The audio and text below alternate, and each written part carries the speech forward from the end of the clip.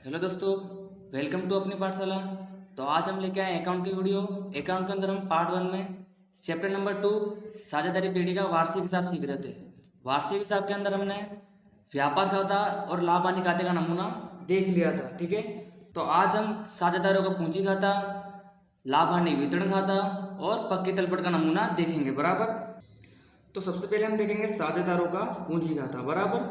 तो साझेदारों का पूंजी खाता बनाने से पहले इसका फॉर्मेट देख लेते हैं। तारीख, विवरण और जितने साझेदार सवाल में दिए हो। बराबर। यहाँ पे मैंने एज्यूम करा है ए और बी। बराबर। फिर तारीख, विवरण, ए और बी। ये वाला जो पक्ष होता है, ये कौन सा पक्ष होता है? उधार पक्ष। और ये वाला पक्ष जो होता है वो कैसा होता है? जमा पक्ष। बराबर। तो सबसे पहले हम सीख रहे हैं पूंजी खाता। तो जो भी खाता बना तो सबसे पहले उसकी शेष लिखी जाती है। बराबर। तो यहाँ पूंजी खाता है तो उसके शेष लिखेंगे, शेष आगे लाए। पूंजी आपको सवाल में दी होगी साझेदारों की, तो उसको आप कैसे लिखोगे? शेष आगे लाए जमा पक्ष में साझेदारों की पूंजी के रूप में। फिर क्या आता है? पूंजी पर ब्याज। जो आपने पूंजी लिखी उस पर ब्याज भी मिलता है, तो पूंजी पर ब्याज। और साझेदारों को प्राप्त कमीशन, बोनस, वेतन और पारिश्रमिक। ये आपको अच्छे से याद ही करना रहेगा कि साझेदारों को क्या क्या मिलता है। तो जो भी साझेदार को मिलता है वो उनके जमा पक्ष में जाता है। बराबर। नेक्स्ट लिखा है वितरण पात्र लाभ। ये लाभ हमारा आता है लाभ हानि वितरण खाते से। बराबर। अभी हम लाभ हानि वितरण खाता भी देखेंगे। ठीक है, अब हम आते हैं उधार पक्ष में।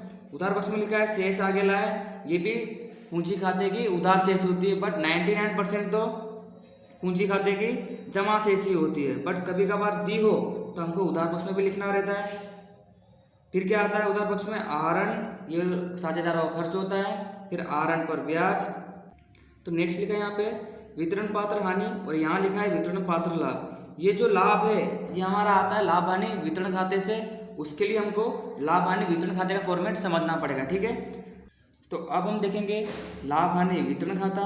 लाभ हानि वितरण खाते का फॉर्मेट भी एकदम इजी है। विवरण, रकम, विवरण और रकम। ये वाला जो पक्ष है वो क्या पक्ष है? उधार पक्ष। और ये जो पक्ष है ये जमा पक्ष। ठीक है, तो सबसे पहले हम देखेंगे जमा पक्ष।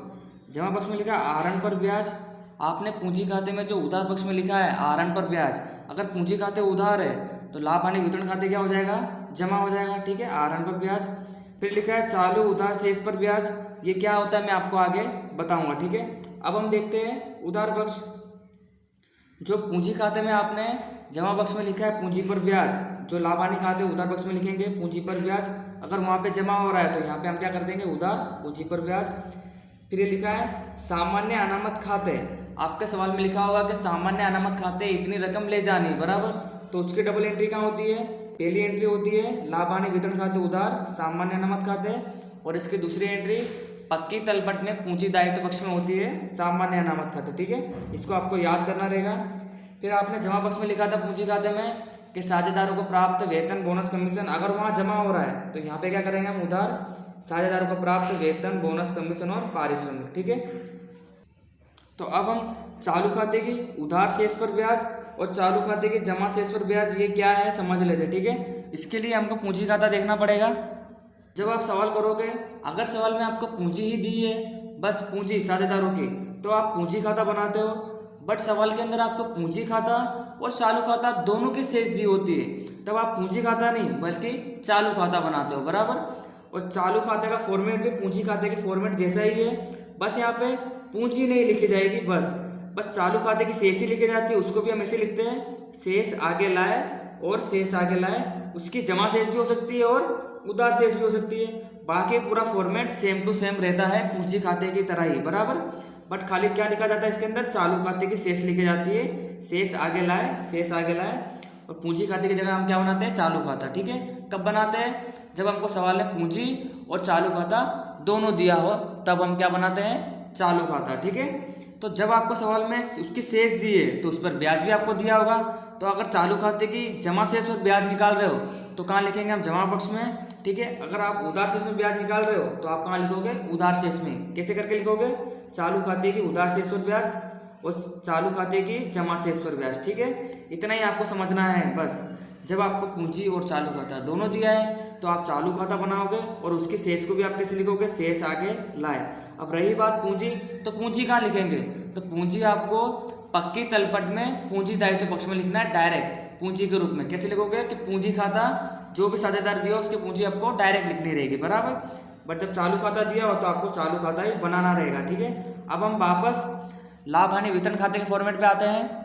तो मैंने आपको बता दिया कि चालू खाते में जब आप जमा शेष पर ब्याज दोगे, ठीक है, अगर आपने उधर जमा करा है चालू खाते के जमा शेष पर ब्याज, तो यहाँ पे लाभ हानि वितरण खाते क्या करोगे, उधार चालू जमा शेष पर ब्याज उधार पक्ष में लिखोगे। ठीक है, और अगर आपने उधार पक्ष पर ब्याज दिया है तो आप जमा पक्ष में आओगे, क्या लिखोगे, चालू उधार शेष पर ब्याज। तो दोस्तों एकदम इजी फॉर्मेट है, जब आपके सामने सवाल चलेंगे तो आपको ज़्यादा क्लियर होगा। बराबर, एक चीज रहेगा यहाँ पे शुद्ध लाभ और शुद्ध हानि। तो ये चीजें हम कहाँ से लाते हैं, ये चीजें हम लाभ हानि खाते से लाते हैं। जब उसकी शेष निकलती है लास्ट में तो उसको हम क्या बोलते हैं, शुद्ध लाभ। शुद्ध लाभ कहाँ पे निकलता है, उधार पक्ष में। अगर वहाँ पे उधार पक्ष में निकला है तो लाभ हानि वितरण खाते में हम कहाँ लिखेंगे, जमा पक्ष में शुद्ध लाभ। ठीक है, अगर हानि निकली है तो हानि जमा पक्ष में निकलती है तो उधार पक्ष में हम लिखेंगे शुद्ध हानि। ठीक है, तो जब ये पूरा खाता तैयार हो जाता है तब हम इसका टोटल करते हैं। अगर जमा पक्ष का टोटल ज़्यादा है तो दोनों तरफ लिखिए, तो हमारे पास शेष किसकी बचेगी, लाभ की, तो उसको हम बोलते हैं वितरण पात्र लाभ, जो आपने पूंजी खाते में देखा होगा। बराबर, अगर वितरण पात्र लाभ निकल रहा है तो साझेदारों को बांट देंगे। अगर ये उधार पक्ष में निकल रहा है तो पूंजी खाते कहाँ पे जाएगा, जमा पक्ष में। दूसरा, जब आपका उधार पक्ष का टोटल ज़्यादा है तो दोनों तरफ लिखिए, उसमें से जमा पक्ष से सब रकम माइनस करके जो अंतर की रकम बच रही है उसको हम क्या बोलेंगे, वितरण पात्र हानि। यहाँ कौन से पक्ष में निकल रहा है, जमा पक्ष में, तो पूंजी खाते हम कौन से पक्ष में लेकर जाएंगे, उधार पक्ष में। ठीक है, जैसे कि मैं आपको बता देता हूँ, तो यहाँ पे आप देख सकते हैं, अगर वितरण पात्र हानि जमा पक्ष में निकलती है तो पूंजी या चालू खाते में हम कहाँ लाते हैं, उधार पक्ष में। ठीक है, वितरण पात्र हानि। अगर वितरण पात्र लाभ निकला है तो कहाँ निकलता है, उधार पक्ष में, तो पूंजी खाते हम कहाँ पे लाते हैं, जमा पक्ष में, वितरण पात्र लाभ। ठीक है, फिर जब आप इसका टोटल करोगे, अगर जमा पक्ष का टोटल ज़्यादा है तो दोनों तरफ लिखिए, यहाँ शेष बचेगी उसको क्या बोलेंगे, शेष आगे ले गए। कहाँ ले जाओगे आप, पक्की तलपट में। ठीक है, फिर सवाल में अगर उधार पक्ष का टोटल ज़्यादा आ रहा है तो उसको दोनों तरफ लिखिए। अगर आप माइनस करोगे तो यहाँ शेष निकलेगी, उसको क्या बोलेंगे हम, शेष आगे ले गए। इसको भी हम कहाँ लेके जाते हैं, पक्की तलपट में। बराबर, तो उम्मीद करता हूँ आपको पूंजी खाता अथवा चालू खाता और लाभ हानि वितरण खाता समझ में आया होगा। ठीक है, जब आपको सवाल में पूंजी और चालू खाता दोनों दिया है तो आप क्या बनाओगे, चालू खाता। ठीक है, और चालू खाते की शेष को भी हम कैसे लिखते हैं, शेष आगे लाए, शेष आगे लाए। और पूंजी डायरेक्ट कहाँ लिखेंगे हम, पक्की तलपट में। और अगर पूंजी ही दिए तो सब कुछ एकदम ईजी रहता है, पूंजी खाता बनाइए, पूंजी खाते के शेष लिखिए और जो काम हम आगे करते हैं वो आप करते जाइए। बराबर दोस्तों, नेक्स्ट फॉर्मेट है पक्की तलपट का नमूना। पक्की तलपट को हम आर्थिक चिट्ठा भी कहते हैं। बराबर, ये जो नमूना है हमारे वार्षिक हिसाब के लिए मोस्ट टाइम नमूना है। बराबर, तो अब हम इसको नेक्स्ट वीडियो में ही रखेंगे। ठीक है, तो आप लाभ हानि वितरण खाता और साझेदारों का पूंजी खाता और चालू खाते को अच्छे से याद कर लीजिए। ठीक है, तो इसका फॉर्मेट हम नेक्स्ट वीडियो में समझेंगे। तो आज के लिए बस इतना ही, मिलते हैं नेक्स्ट वीडियो में। Thank you.